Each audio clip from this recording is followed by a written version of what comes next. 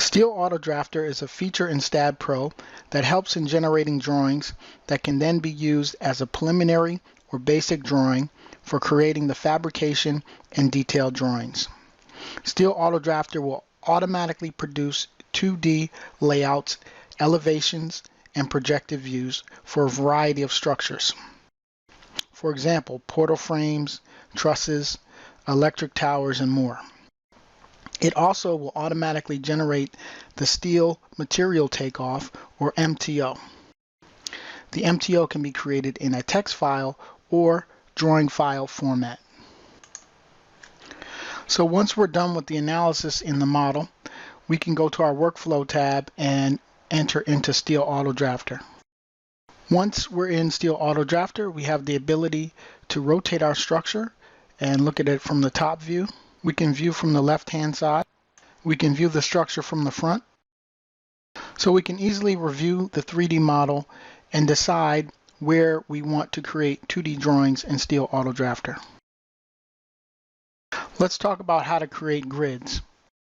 From the top view of the structure, we can see that we have a grid going alphabetically across in the X direction and numerically down in the Z direction. Let's open up the grid dialog box, and we'll see by default a grid is automatically created at the center line of each column. So at each column center, a grid is automatically created. If we desire to create a grid point in between column lines, the Grid Manager will automatically list the positions of all the members present along the X and Z axes. So we can just select the coordinate position where we want to set the grid. In the physical modeler, we saw that the top chord was one single member. However, in the analytical modeler, it's broken into 3 individual members. If we automatically generate our drawings from the analytical model as it is, Steel Auto Drafter will draw the members as 3 separate segments.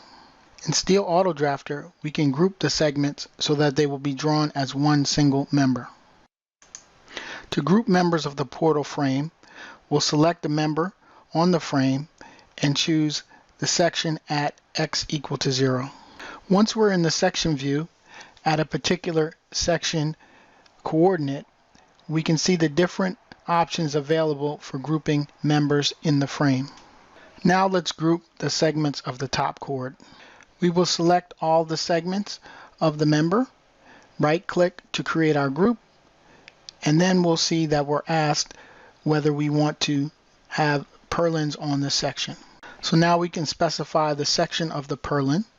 So we can choose the type of angle or channel that we want, and we can choose from the section list.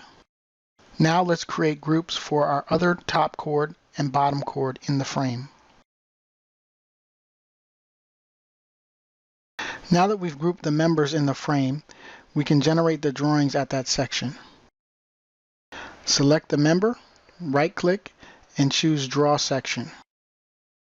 The drawing settings has different scale options that are available.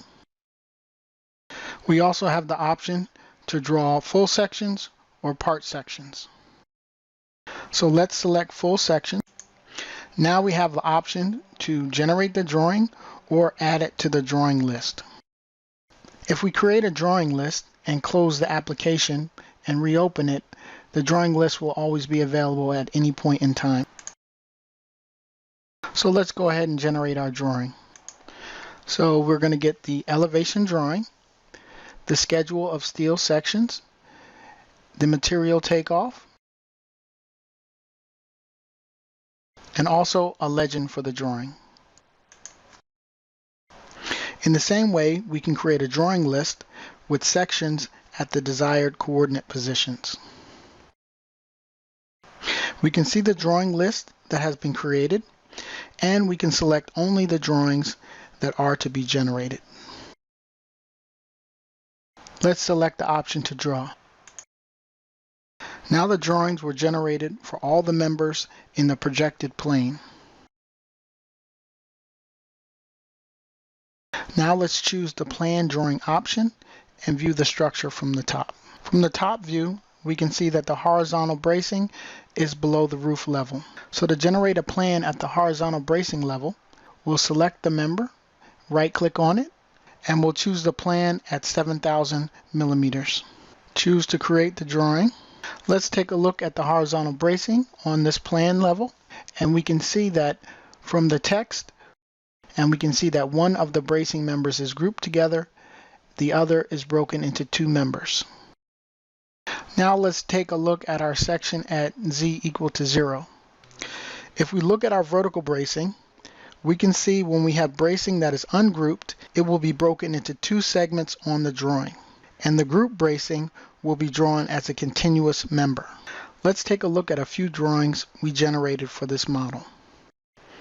We can see we have our elevation on grid A. Let's also take a look at the elevation drawing on grid 1, the plan drawing for the upper level, and finally the elevation drawing on grid 2.